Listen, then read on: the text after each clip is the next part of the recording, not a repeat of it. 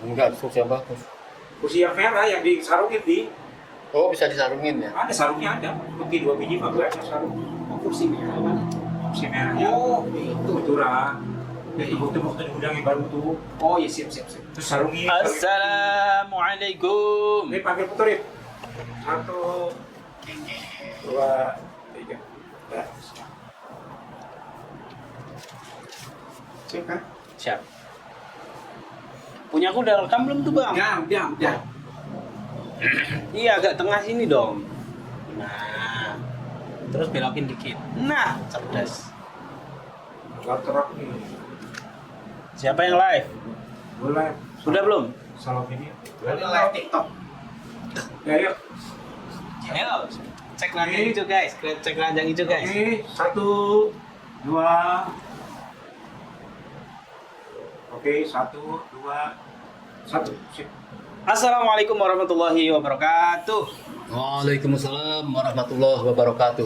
Baik teman-teman, ini dari berbagai channel, ada Salwa Media, ada Mimbar Tube, ada Langkah Update, ada Cerdas Tak Official, banyak sekali kamera yang ada di depan. Kita akan membahas satu pembahasan yang sedang hangat dibicarakan karena banyak nobar yang konon katanya kemarin dibubarkan aparat ya, meski kata salah satu jenderal Pak Marwar menyebutkan kalau itu sudah koordinasi dengan Pemda setempat katanya. Namun demikian kita akan bahas terus. Kenapa? Karena ini menyangkut dengan hajat hidup masyarakat khususnya di Papua, yaitu soal film yang lagi hangat dibahas, yaitu soal film Pesta Babi, pestanya oligarki, kolonialisme gaya baru, katanya begitu. Dan sudah bersama kita Pak Mursalin. Assalamualaikum warahmatullahi wabarakatuh. Waalaikumsalam Mas Arif yang tenang. Iya. Menghanyutkan. Pak, ini kan sudah hampir seminggu ya, terus bergulir dan kita lihat nampaknya antusias tidak padam. Terbukti dari salah satu channel YouTube yang barusan kita tonton sudah ada sekitar 6 juta penonton. Jadi hampir setiap hari bertambah penonton sekitar 1 juta ya. Oh, Penonton di YouTube. Itu baru satu channel. Sebelumnya ada banyak sekali channel-channel yang mengupload video soal pesta babi. Pesta Babi itu. Itu artinya antusias masyarakat terhadap film ini cukup besar. Kenapa? Karena di baliknya ada data-data yang diungkapkan di dalam film tersebut yang tentu mencengangkan kita semua.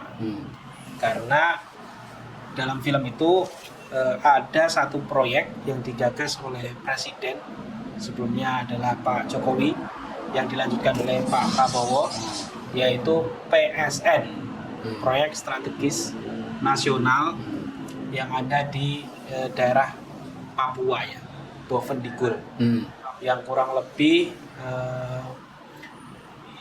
luasnya itu sekitar 2,5 juta hektar yang rencananya akan dibangun. Dalam film tersebut dijelaskan bahwa ada sekitar 2.000 eskavator dengan total biaya mendatangkan eskavator itu kalau tidak salah sekitar 4.000 triliun atau 4 triliun rupiah yang itu didatangkan oleh salah satu perusahaan yang cukup besar, yaitu John Lynn Group, dan menyeret banyak sekali perusahaan-perusahaan yang ada di sana. Tapi di sisi lain Pak, kita lihat juga masyarakat di sana banyak yang terdampak dan banyak yang merasa bahwa ini tanah kita sepertinya sedang dijajah oleh bangsa kita sendiri. Nah, tanggapannya Pak Mursalin gimana? Bismillahirrahmanirrahim.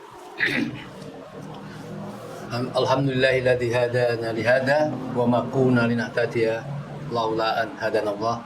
Amma ba'du. Tahu-tahu kita melihat beredar dan meledak sebuah film yang dinamakan film Pesta Babi. Siapapun pasti tertarik paling tidak untuk mengetahui, termasuk kita semua tentu, apalagi kita orang media gitu ya, rame tentu dari berbagai sudut pandang tentang film tersebut. Saya juga belum sempat mengulik ya siapa sebenarnya pemrakarsa pembikin film ini dan tujuannya apa. Tapi tentu bagi masyarakat Irian katakanlah gitu ya, Papua gitu, tentu suatu yang penuh sangat perhatian, karena mereka ini kan selama ini terkenal masalah Freeport, yang sudah puluhan tahun dikeduk harta karunnya, dan mereka tahu akhirnya itu apa isinya dan apa dampak bagi mereka itu. Nah, sampai sekarang tentu masih belum terjawab. Artinya apa imbalan untuk mereka? Mereka tentu merasa dizolimi lah dalam bahasa Islamnya gitu ya. Tahu-tahu sekarang ini ada satu eksplorasi atau penggarapan tanah besar-besaran. Tadi Mas Arif menyebut Sekitar 2,5 juta hektar ya. Ini tentu kalau kemudian ada yang memprovokasi bahwa ini ada serangan nih, penjajahan, ya masuk akal saja bagi mereka. Faktanya lahan di mana tempat mata pencarian mereka, katakanlah berburu dan lain sebagainya, itu tahu-tahu benar-benar didatangkan dengan fakta alat-alat berat yang ribuan, kemudian langsung melakukan cut and fill dan lain sebagainya itu. Tentu ini menunjukkan, saya tidak tahu kebaikan rencana pemerintah yang mau dilakukan tadi Mas Aris mengatakan sudah menjadi PSN itu ya. Ini tentu tidak merupakan suatu kegagalan karena menjadi satu pertentangannya bagi mereka. Tentunya kalau sudah berhasil dan mereka tahu manfaatnya, ini mau dibangun ini nanti dapatnya gini, nanti kalian akan segini masa depan, mungkin kan mereka menyambut alat-alat berat itu dengan sorak-sorai wah gitu ya. Tapi ini enggak, mereka betul-betul merasa diserbu. Nah ini satu koreksi ya. Jadi, kegagalan yang mereka khawatir tidak akan memperoleh apa-apa lagi. Mereka ini seolah-olah akan dimusnahkan sebagaimana kaum aborigin, kaum apa yang masyarakat apa itu adat yang kemudian mau dihapuskan itu. Nah ini saya kira menjadi koreksi besar. Tidak perlulah kemudian menangkap siapa yang membuat film dan sebagainya. Berarti ini kegagalan. Dibuat saja film-film tandingan misalnya gitu. Oh salah. Ya. Sebagaimana Pak Harto bertahun-tahun mengajarkan bagaimana kekejaman PKI itu, dibuat film-film kayak GTG Polres PKI, dan kemudian hilang pada zaman Jokowi. Nah ini kan menunjukkan bahwa seolah PKI itu tidak ada masalah.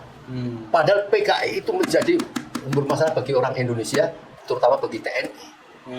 Nah, ini terjadi satu perubahan yang tentunya Presiden Prabowo bisa mengambil suatu keadilan terhadap ini. Oleh karenanya, film Pesta Babi ini sebenarnya menggambarkan sebuah kesenjangan yang sangat luar biasa, sebuah menganga antara miskin dan si kaya. Bayangkan kita dulu mengenal seorang oligarki konglomerat itu ada 9 naga ya. Tahu-tahu sekarang ada Martias Fangiono yang menguasai tanah jutaan hektar. Kan kita terkaget-kaget semua. Setelah kita lihat memang ada sesuatu hal yang aneh. Karena pemerintah memberikan lahan rakyat Indonesia itu kurang lebih kalau dalam data itu 5,3 juta hektar. Kemudian yang dipegang oleh orang rakyat itu terbagi hanya sekitar 2,7 hektar. Kalau 5,3 hektar berarti cuma berapa, nggak sampai 10%-nya itu ya. Nah, si Fangiono ini tahu-tahu diketahui dia mempunyai lahan jutaan hektar. Ada lainnya Antoni Salim sampai ratusan ribu hektar. Kemudian yang lain-lain itu. Ini tentu justru membuka borok sendiri yang selama ini orang tidak tahu. Bagaimana mungkin seorang konglomerat seperti Fangiono ini diberi kuasa jutaan hektar HGU? Apa dia ini? Apakah dia sudah pernah lahir 1000 tahun yang lalu, mengumpulkan hartanya sehingga banyak? Atau apa? Ini tidak adil ini. Ini rakyat ini harus menggugat ini. Bagaimana orang ya, bukan pribumi mendapat lahan yang seperti itu dan rakyat tidak dibahagiakan oleh itu? Kesenjangan makin nyata. Dan pasti ini kesengsaraan pasti makin menganga pula. Nah, jadi mungkin ini ada jalan Allah ya, Tuhan yang Maha Kuasa untuk memberikan keadilan yang rakyat Indonesia sudah didolimi sekian lama gitu ya. Dia menguasai tebu. Mengapa ini bukan punya milik negara gitu? Kecuali ini kan kalau sudah yang diberikan pemerintah itu 5,3 juta hektar, kemudian yang rakyat itu hanya mendapat 2,7 hektar, itu kan hampir hampir 95% itu. Mungkin siapa tahu pemerintah menyatakan bahwa oke, kamu saya berikan HGU, katakan 100 tahun. Kan seolah dia menguasai semuanya dengan syarat kamu menjamin bahwa orang Indonesia tidak ada yang nganggur dan tidak, itu baru masuk akal.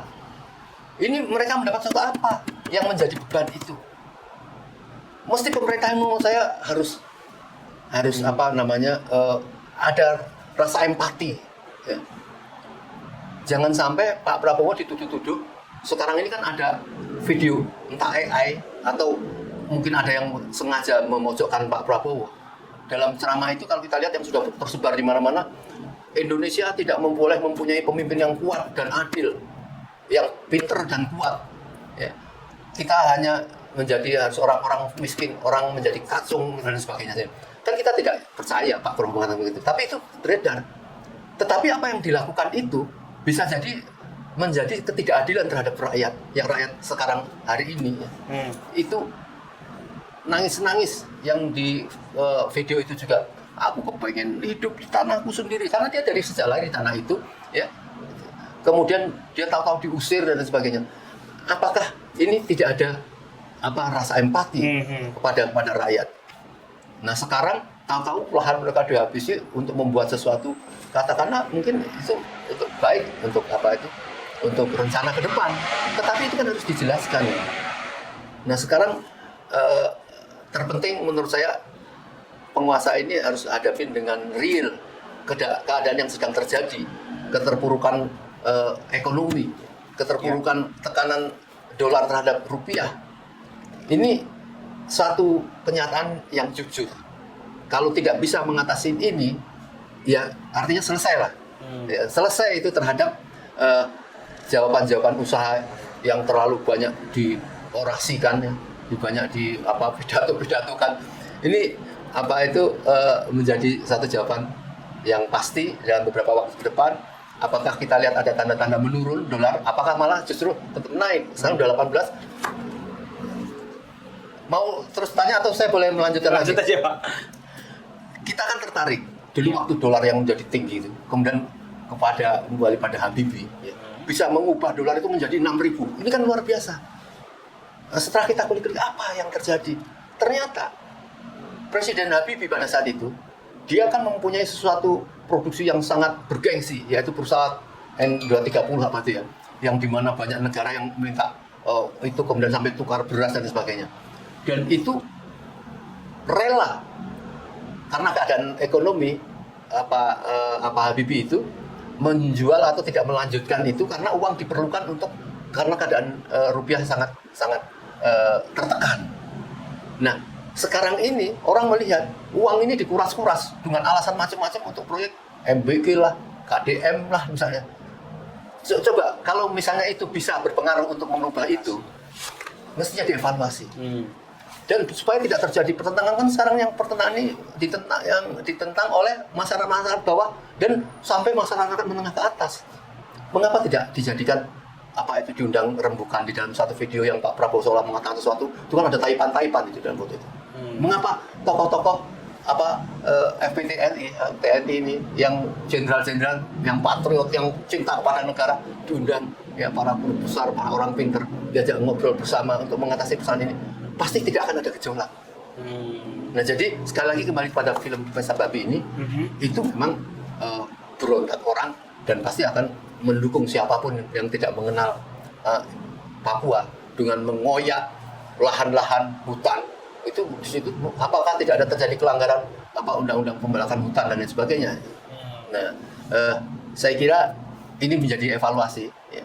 Jangan orang-orang yang berdemo di sana, saya lihat ada ibu-ibu siapa itu ya, tahu-tahu sudah ada di Jakarta diundang entah ke DPR atau ke apa. Jangan seperti itu. Faktanya di lapangan itu harus diteruskan. Jangan siapa yang vokal kemudian diambil pernyataan ya, seperti kayak saya ingat jadi kasus Simon Risma Janipar, meledak terus diambil mengaku itu tulisan saya tidak valid misalnya gitu. Jangan seperti itu caranya. Ya saya kira gitu Mas Tadi. Oke. Tapi kan kalau kita perhatikan di dalam video itu bahwa ya nama-nama yang disebutkan di situ adalah dulunya adalah pendukung dari presiden-presiden. Ya, misalnya dia seperti yang tadi disebutkan yang punya 9 perusahaan di sana yang mengelola. Ini kan proyeknya PSN Food and State ya. Yang 9 perusahaan yang besar tadi yang keluarganya Pak Fangmiono tadi kan sebelumnya menjadi pendukungnya Pak Jokowi dalam Pilpres yang lalu, dan sekarang kan yang mengirim eskavator John Lithgow yang orang kenal Haji Isam itu menjadi pendukungnya Pak Prabowo. Nah, menurut Bapak apakah ini memang ada politik balas budi di situ? Jadi memang sudah begitu seharusnya. Jadi karena dia mendukung, dia dapat proyek. Kira-kira gimana? Apa benar begitu atau gimana? Bapak melihat? Iya, bisa jadi seperti itu ya. Karena si Isam itu, kita kenal Haji Isam itu memang pendukungnya Jokowi. Pendukungnya dari hatinya, pendukung Jokowi juga. Karena saya ingat waktu dia minta Jokowi untuk menggunting pita pada perusahaannya, padahal perusahaan itu adalah yang sedang kena perkara dan dalam proses pengadilan. Kan mestinya dia tidak bisa seperti itu, tapi dia menghadirkan Jokowi karena dia seorang presiden supaya dia melalui proses. Jadi cara-cara seperti itu memang sudah dihafal karena sudah sekian lama cara-cara Jokowi itu melakukan tidak model dialog gitu ya, model kompromi untuk kebaikan, karena rakyat ini memang butuh penjelasan. Jadi bisa jadi ini mengapa saling kunci-mengunci antara rezim Prabowo dan rezim Jokowi, tetapi mungkin saja tujuannya memang bagus. Tetapi kan ini kan pembangunan ini bukan hadir di dalam ruang hampa gitu. Hadir di satu yang ada masyarakatnya yang perlu karena dia sebagai pemiliknya gitu. Kan kita tahu bahwa pemilik kedaulatan ini adalah masyarakat yang harus perlu dihormati, dan itu sangat mudah sekali. Ini menunjukkan bahwa memang ada satu kerakusan yang tidak mau transparan. Tapi kalau orang itu ikhlas untuk kebaikan pasti akan menjadi terbuka gitu. Mengapa itu tidak terbuka? Karena memang ada maksud-maksud. Tadi seperti saya sampaikan, kalau misalnya diundang berapa lama masyarakat sana ini, kita nanti akan bangun ini, akan menghabis lahan segini, sekian lama, yang diperoleh segini, nanti masyarakat akan boleh gini, ini dan sebagainya. Pasti mereka akan akan menerima dengan lapang dada. Dan ini pasti akan terulang seperti kayak gini. Karena memang harusnya hadir pada pemimpin yang memang dalam petik yang tidak jahat gitu. Ini bukan terjadi di Papua saja. Ini terjadi, kita ulangi lagi, masalah Rempang lah, masalah Natuna, masalah kemarin saya dengar dari Bapak Irwan, salah satu atau ketua orang DPRD, bagaimana mantan ketua DPRD, bagaimana di Morowali itu yang sampai sekarang pun belum ditutup pembukaan bandara secara katakanlah ilegal lah gitu ya. Ternyata tidak ada transparansi, padahal mereka mungkin mau supaya ada PAD di sana, tetapi proses eksplorasi nikel dan lain sebagainya tidak transparan, dan bahkan mendatangkan pekerja-pekerja yang ilegal katakanlah gitu kalau diduga itu. Ini kan penjajahan namanya. Masa bangsa Indonesia dijajah sendiri oleh penguasa yang punya kedekatan tertentu dengan pemerintah Cina. Tadi dikatakan tanah tadi dibuka, dieksplorasi di Irian tadi dengan datangkan ekskavator dan alat-alat berat itu ribuan dari China gitu. Ya, artinya kalau kita lihat karena tadi disebutkan tadi saling mengunci antara Pak Prabowo dan Pak Jokowi tadi Pak Mursalin sebutkan, itu kan berarti ada deal-deal yang memang sudah disepakati mungkin. Nah, bagaimana cara menghentikannya proyek yang dianggap oleh sebagian besar masyarakat ini bukan proyek strategis nasional, tapi ini dalam tanda kutip proyek penjajahan terhadap tanah wilayah Papua. Gimana cara menghentikannya? Pertama kita jangan mendiskreditkan kata-kata deal. Ya, deal itu belum tentu jahat, deal itu bisa tentu bagus gitu ya. Tetapi harus dilakukan secara terbuka. Deal ini adalah karena seorang presiden merasa mempunyai beban untuk bagaimana Indonesia jadi maju.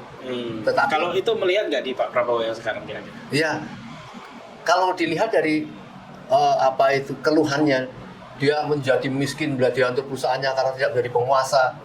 Kemudian dia sudah menjadi penguasa, kemudian merasa enjoy dan perusahaan-perusahaannya dan koleganya Luhut itu sampai ratusan besar-besaran.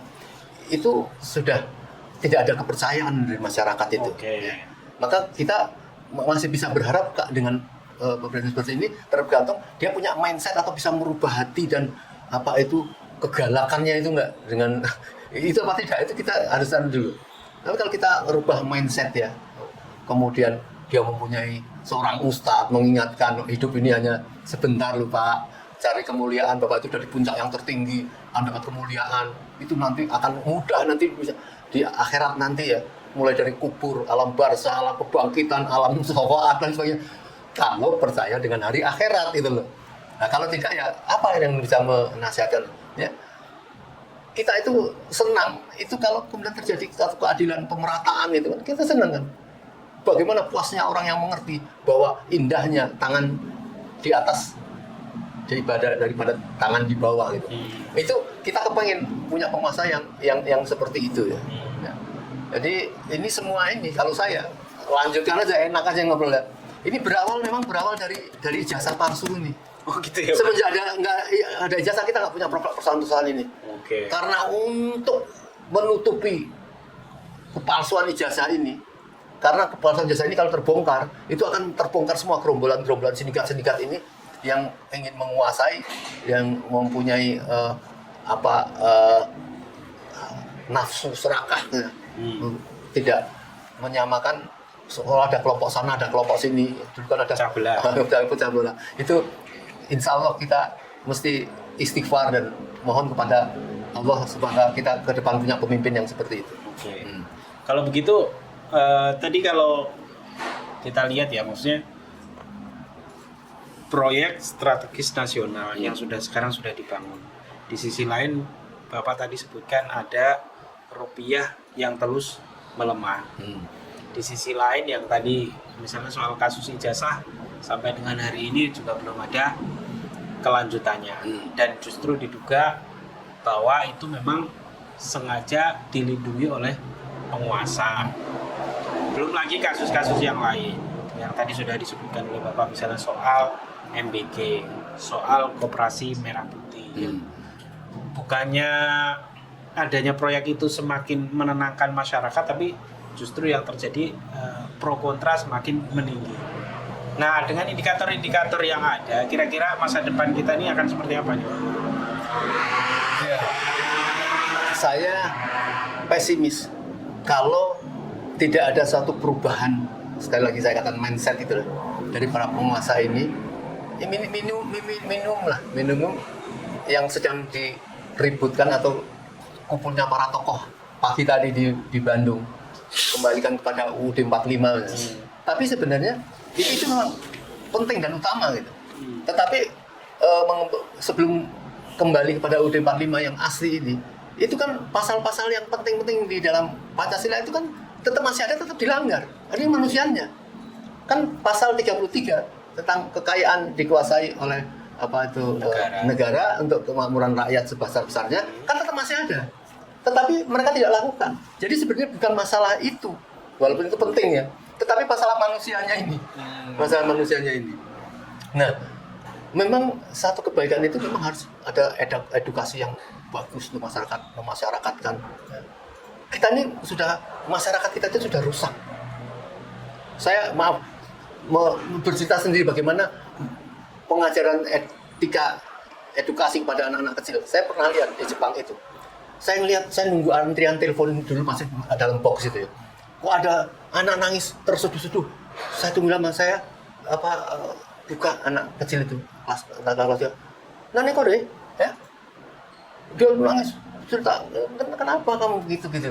Dia mengatakan saya merusakkan gagang telepon ini. Dia merasa berdosa, merasa itu. Pokoknya Kalau orang-orang Indonesia mungkin karena tidak bisa dididik, merusakkan itu tutup tinggal pergi aja gitu. Tapi mereka punya rasa tanggung jawab seperti itu. Padahal agama di Indonesia ini jauh lebih mendidik lebih besar daripada itu gitu loh. Nah, ini kita masyarakat ini menurut saya memang punya problem kita ini. Ya. Jadi selama kita tidak punya keterpanggilan itu berat menolong Indonesia ini. Apalagi puncak-puncaknya penipuan-penipuan ijazah ini yang orang entah berantah dijadikan mungkin dapat ijazah dan dijadikan presiden nanti jadi pengaturan kejahatan ini mungkin bukan Jokowi pribadi. Ya, banyak kelompok-kelompok yang dikhawatirkan ya. Masyarakat Indonesia ini kan belum lama ya merdeka dari PKI ini. Ya. Ini masih bisa terjadi ya. Untuk mengadu domba agama, bagaimana mereka itu ya terhadap Bapak JK yang diululukan oleh bangsa, dia menjadi pendamai konflik gitu ya. Bisa dicari-cari kesalahannya apa hubungannya, atau mau mencari ceramah-ceramah. Karena apa? Karena jika ditanya orang bagaimana tentang jasa, ya saya meyakini dia punya asli, tunjukkan saja. Dengan tunjukkan saja itu merasa diserbu. Ini mengapa ini hati-hati. Saya kira terhadap orang-orang ini yang mengedit ataupun mencoba, ya kalau saya sudah tahu banyak cerita gitu ya. Ade Armando ini kita cari sejarahnya siapa gitu. Saya sempat melihat podcast dari almarhum Salim Said. Hati-hati, Ade Armando ini keturunan PKI. Bapaknya ini saya mampu menunjukkan itu ya. Walaupun kita tidak boleh dulu bapaknya orang tuanya PKI kemudian timpa kepada anaknya. Kita tidak seperti itu gitu loh. Tetapi marilah kita mencoba mempunyai ada rasa kasih sayang sesama masyarakat. Ini yang akan terjadi. Di dalam keadaan ekonomi seperti ini, orang-orang jahat bisa bermain di sini, mungkin punya tujuan tertentu, ya, supaya Pak Prabowo seperti ini, kemudian Gibran yang dialulukan ini mau naik gitu misalnya. Karena yang sudah kebelet mau jadi pemimpin lagi ini bapaknya ini, yang 2 periode, 3 periode nggak bisa, kemudian minta naikkan perpanjangan nggak bisa. Wah ini kan anakku nanti kalau jadi, ini yang dikhawatirkan. Jadi semoga saja tidaklah dengan bertubi-tubinya ijazah ini nampaknya para pahlawan kita ya, ini sudah berhasil meyakinkan ya. Nampaknya saya lihat dari kepolisian, dari kejaksaan sekarang sudah mulai bagus lah terhadap para peneliti-peneliti ini. Insya Allah mungkin kita berangkat dari kesepakatan baik ini. Oke, baik. Jadi masih panjang ya ini, nggak akan selesai. Meskipun problematikanya cukup kompleks juga ya. Mungkin ini salah satu negeri yang kasusnya sebenarnya remeh-temeh tapi dampaknya cukup besar ya. Betul. Kasusnya soal ijazah tapi ternyata dampaknya adalah masa depan negara kita, masa depan bangsa kita. Baik teman-teman yang sudah menonton, mungkin closing statement dari Pak Mursalin nih terhadap Pak Prabowo, yang ini kan Pak Prabowo ini akhir-akhir ini cukup blunder, pernyataan-pernyataannya sering keliru, sering salah. Bahkan kemarin ketika Pak Dasko sempat juga menyampaikan bocor, yang penting jangan teriak hidup Jokowi. Nah, apa pesannya buat Pak Prabowo nih? Saya melihat bocoran mic itu ya, kemudian ada teriakan Dasko, entah itu benar atau tidak ya. Benar, ya. Itu adalah satu tanda kebaikan. Artinya di sana itu juga banyak pertentangan. Kalau Pak Prabowo selalu berteriak Jokowi, ini sumber masalah gitu loh. Kalau tidak ditindak, bagaimana menteri-menterinya atau direktur Pertamina, Karen dan lain sebagainya, Lembong, Adin Makarim, semuanya menyatakan bahwa itu walaupun tidak mestinya menguntungkan untuk Jokowi, kalau diperiksa kan tidak terbukti. Tidak bisa, ini ditutup-tutupin Pak Presiden ya, sampai kapanpun ya, sampai maaf nih kita meninggal, saya tidak mengatakan kita meninggal, itu namanya satu perjuangan itu pasti akan berjalan terus.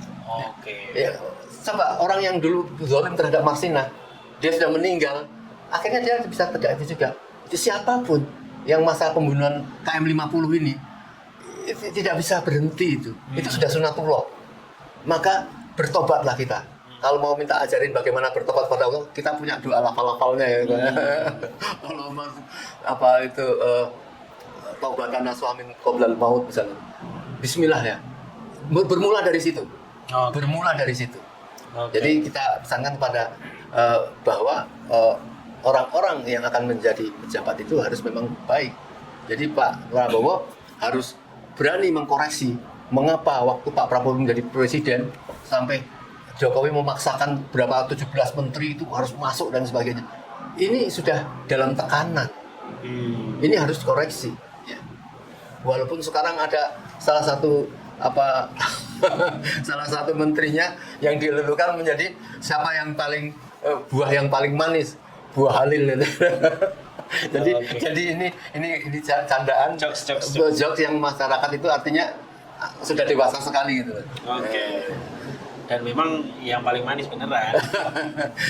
Dan trending Twitter ya. Baik, terima kasih teman-teman yang sudah menonton. Wassalamualaikum warahmatullahi wabarakatuh. Waalaikumsalam warahmatullahi wabarakatuh. Jangan teriak hidup Jokowi.